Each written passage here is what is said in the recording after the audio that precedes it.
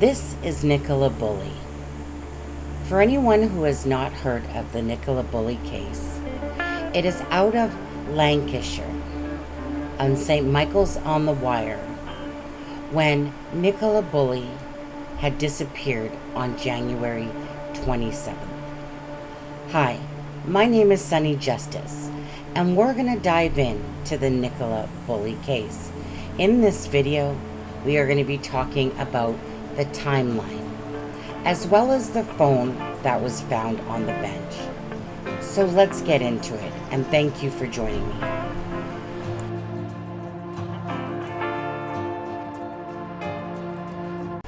So remember how in a previous video I had shown you the interview where the lady is saying that Penny had immediately called the police, and how I showed, well, how is that possible? Because the police would have been there already if she had called the police.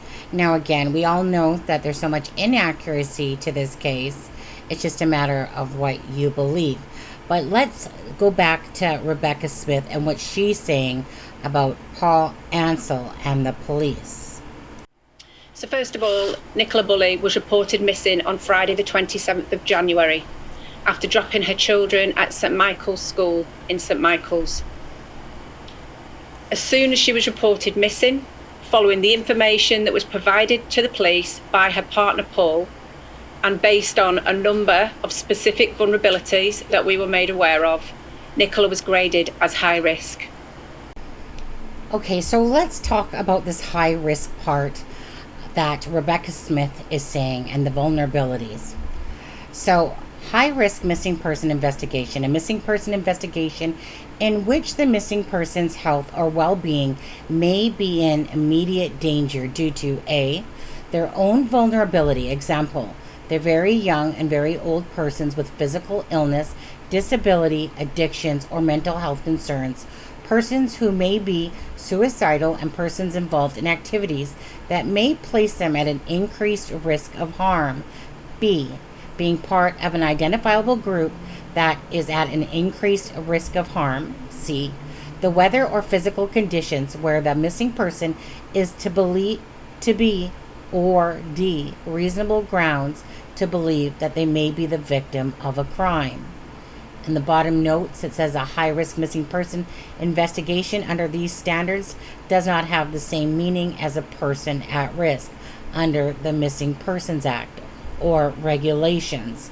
I know that this has been talked about many times, and again, we'll dive into that again in a different video, but I just wanted to put out there exactly what the vulnerability part meant when Rebecca Smith said that Nicola Bulley was deemed as a high-risk MISPA. That is normal in a missing person from investigation with the information we were in possession of. She was immediately treated as a MISPA. Okay, you guys, so this is going to be media misinformation.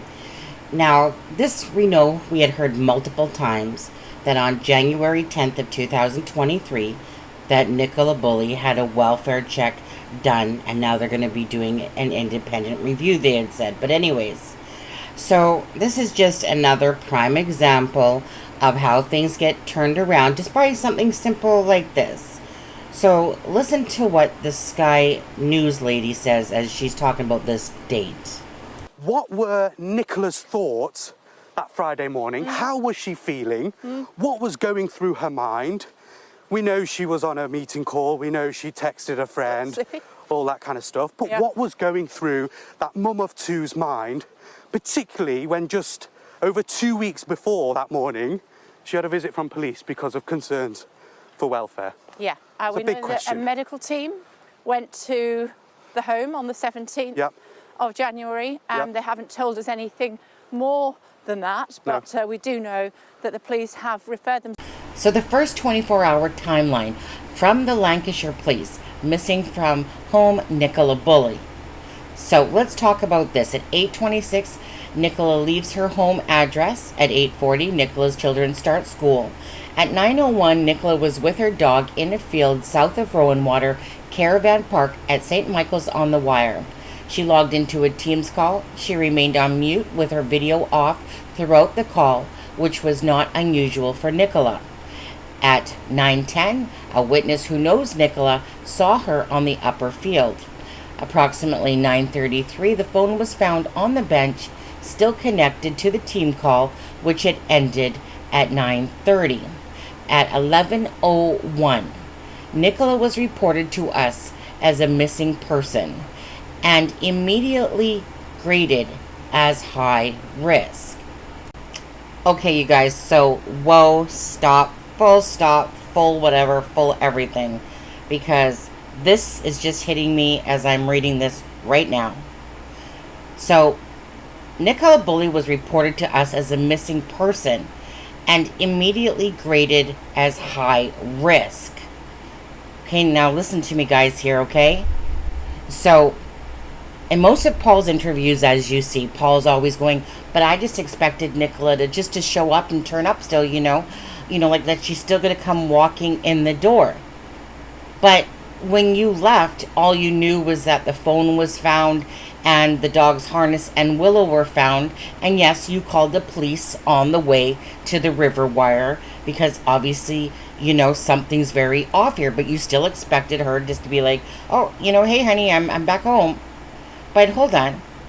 So during that phone call, you immediately tell her about the vulnerabilities during that phone call, because that's what that's exactly saying, and immediately graded a high risk. So what happened that morning? What was going on with Nicola Bulley on January 10th, and what was going on with Nicola Bulley that morning when she, normally there's carnage, but that morning everything was the same. But no, it wasn't. Was it, Paul? Nothing was the same that morning, because normally there's carnage, but this morning there wasn't, and everything was ready. So what happened? What are we missing here? Because apparently the vulnerabilities have already been told during that phone call conversation on the way to the river wire when you don't actually know what happened. So that would look funny, to be honest with you, that here you're hearing about these vulnerabilities, but yet nobody knows what's happened to Nicola at this point. So obviously there's something going on in Nicola Bulley's life, hence why some of these comments were made by the family member and Paul, throughout those interviews. Okay, you guys aren't blind either, but do you guys see anywhere where it says 8:40 on this timeline that parents at school were talking to Nicola Bulley, or from Sally Riley that 8:43 on the towpath, or from Sally Riley 8:47 on the lower field, or at 8:50 the lower field, or anything like that? Are we seeing that on this thing even within the first 48 hours? Remember, it's someone that knew Nicola Bulley and the dogs interacted.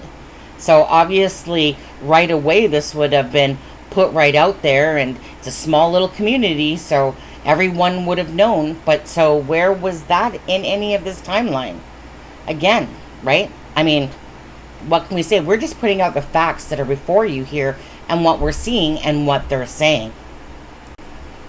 Okay, you guys, so let's go over this part of the timeline. So at approximately 1200, which is 12 p.m., specialist officers were on scene with police dogs commencing foot patrols, including evidence gathering associated with missing persons, as well as speaking to family, friends, and witnesses.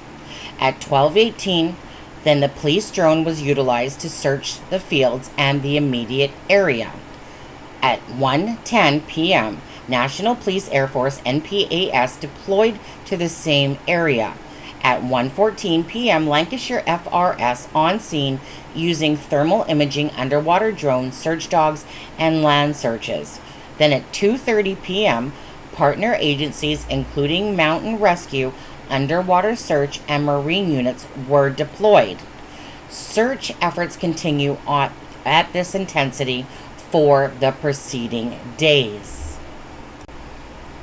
Okay, in all fairness, you guys, okay, so as I was making this video, I wasn't planning on coming across or talking about certain things, but as I came across, like the timeline here, I want to talk about it with you guys, because, again, I want to talk about Nicola Bulley at 9:33, basically, is when her phone supposedly is found on the bench. So, as I just read, you guys can perfectly well see that all these things are being utilized between 12 p.m. to 2:30, and obviously, more would come. So, in that entire time, if Nicola Bulley just, fell into the water right there, either she swiftly went down the river and over the weir, or they just simply missed her the entire time at the bottom, or, as some people think, she simply wasn't there. It really does feel hard to comprehend that nobody could find Nicola Bulley. I can't say that enough, and I know you guys can't too. It is absolutely mind-boggling how all this is happening, and if she just fell in at the water right there in front of the bench, then that means that the experts were wrong, all the people searching couldn't find her, that the machines were all wrong. That's what seems hard to believe and comprehend. It is absolutely mind-boggling, is all I can say. Every time I think about Nicola's case, I can't help but just feel so frustrated with something that should have been, a simple open and shut case turned into this whole ring circus, in a sense, of not being able to find Nicola Bulley, and all the different things that have been said and differently said, in the press conferences, regardless of the news media, but just in the press conferences alone. I mean, even in this timeline, there's no witness besides the 9/10 witness, and hence, in the last press conference, the 9/10 witness was the only one that was talked about. Why? So listen to this. We know at this time that there were a number of dog walkers in the area, and we've been extremely fortunate from the very start of this inquiry to have a number of witnesses, key witnesses, who know Nicola. So there is no miscommunication about the identification of who was in that field. And also, we've viewed a substantial amount of CCTV. Again, whilst we can't cover the whole area with CCTV, we've been really fortunate in that we've had a lot, which has really been able to help us in pin down both Nicola's movements and also the movements of key witnesses, which is why we were able to give a timeline of events quite quickly, but reiterating that we were remaining open-minded to all three of those scenarios. Okay, you guys, so a shout out to Grizzly True Crime here for this image. It was provided by Nicola Bulley's friends because they wanted to show that where the camera was working and where it wasn't working. But Rebecca Smith, as you'll see in just a second, will talk only about the one camera, and that she wants to disparage any rumors about that the cameras weren't working. So listen to what Rebecca Smith has to say with regards to only the one camera. She doesn't talk about the other. Lastly, there has been some mention of CCTV specifically at the caravan site that hasn't been working, and that's suspicious itself. That is not the case. We have been helped and assisted beyond all belief by the caravan owners in this. The whole community wants to find Nicola and wants to give the family the answers that they deserve. Just moving on to CCTV, like I've said, we are really fortunate in this inquiry that we've been able to narrow down a lot of the witnesses in the area's movements and to some extent Nicola's, but we can't complete that totally. The area at the top of the field, Rowan Water, has CCTV that covers the gate that enters the field and the front of the site. That is working. Okay, you guys, now this is to do with media versus what Rebecca Smith had said. So I have often wondered where it came about that all of a sudden these cameras, Rebecca said, were working versus the fact that people were saying they weren't working. And again, this has caused a great deal of confusion. So this friend is named Tilly Ann. And Tilly Ann was having issues with people saying things against the family and the different things that were being put out there that were false rumors, etc. One being the fact that Nicola Bulley, first of all, was a strong swimmer. Now, it says by Tilly Ann, I wanted to share this post by thanking those who have shared and shared posts and who have been out looking and have created such a comfort to Nikki's family, the friend named Tilly Ann wrote. So I wonder if it's Tilly Ann that actually put this out there and that's where it morphed from. But again, like, what do we, like, how do we know, right? I mean, we know that the police is being inaccurate with their information. So we don't know if this is accurate information as well from Tilly Ann, to be honest with you. So everything is just mind-boggling, like I said, because nothing very much seems consistent in what is being said. So Tilly Ann goes on to further say that in an apparent blow to the police theory, Miss Bulley slipped into the water and got stuck there, Ann revealed Miss Bulley is an incredibly strong swimmer, and that while there are CCTV cameras in the park, the only camera that isn't working is the one that would have seen everything. Well, that's not what Rebecca Smith said in her comments there at all. She said that the cameras on the Rowan Water side were working, that they looked at the site and onto the field and at the gate area. So, you know, but then we also heard that there was two. But Rebecca Smith never said anything if there was two cameras there or not. She was only talking about the one camera. So what we seen in pictures before, I'm sure it was two cameras that were on the Rowan Water side. One that was working and one that wasn't working and one that was on Allotment Lane. So you guys, this had me thinking, and I want you guys to think along with me here, because I'm going to let you listen to another clip from Sky News, and then we're going to dive into this, okay?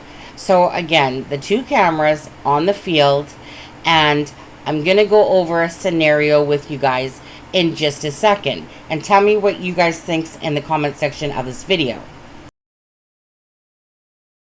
Witness, and again, someone who knows Nicola actually then saw her again, and it will have been on this stretch of a path, so adjacent to the upper field is what police are suggesting.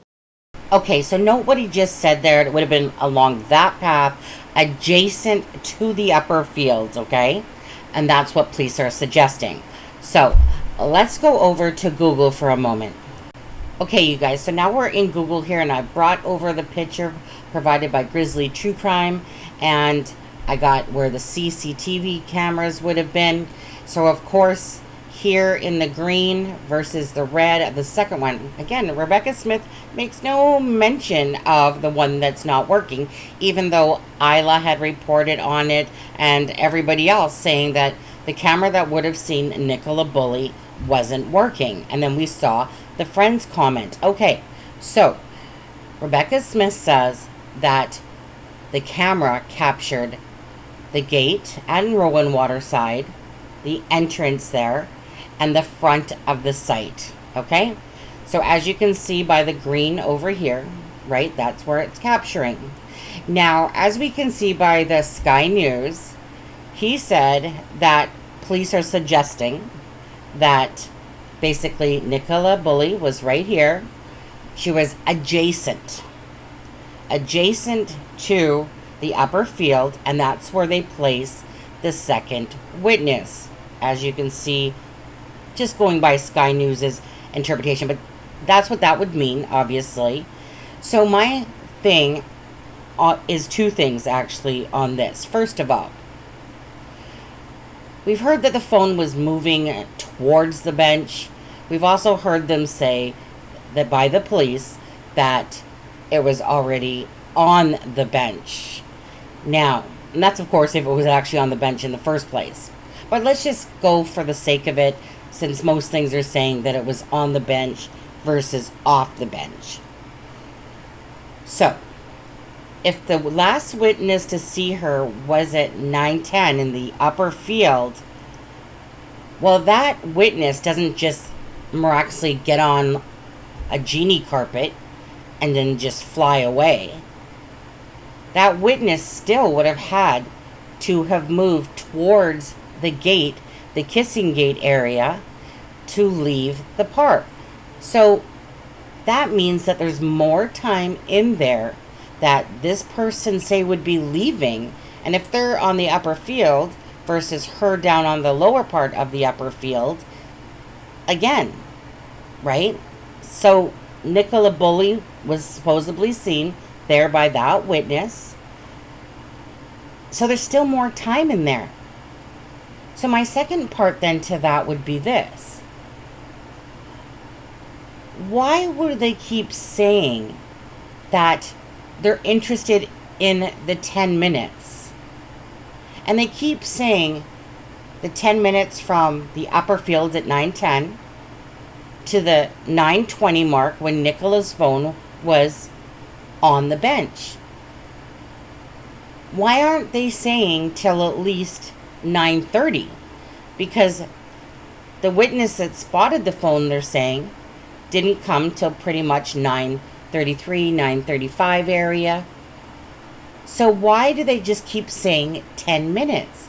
So again, I'm saying to you, if Nicola Bulley is on the field and the first upper witness is seeing Nicola, that person still has to leave. So there is still a few minutes of time in there. You know, probably more accurate to the 9:15 time, to be honest with you. And secondly, why do they keep saying 10 minutes? There's more than 10 minutes there. Anyways, I just wanted to give you my thought process on that. Tell me what you think in the comments of the comment section of this video. Therefore, the time that we are particularly interested in is between 9:10, the last confirmed sighting, and at 9:20, when Nicola's phone was found on the bench. Sorry, not found on the bench, when Nicola's phone was on the bench, believed to be on the bench, and at 9:32.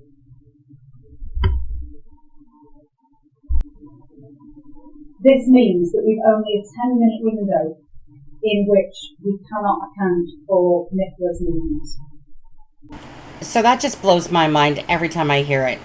So you keep asking for the time from 9:10 to 9:20. Well, what happened to the point that the person found the phone, in a sense? There's still time in there from 9:10 to the 9:30-ish area, because the person didn't come across the phone till 3 minutes later. And you can get a decently amount far in 3 minutes. But anyways, what do you guys think? Leave your comments in the comments section of this video. If you're not subscribed, consider subscribing, and please give this video a like and a share. And as I have been making these videos, I have to keep adding things in because I want to share them with you guys. So there's going to be more parts to this chain of events of the timeline. Thank you guys so much and have a great day.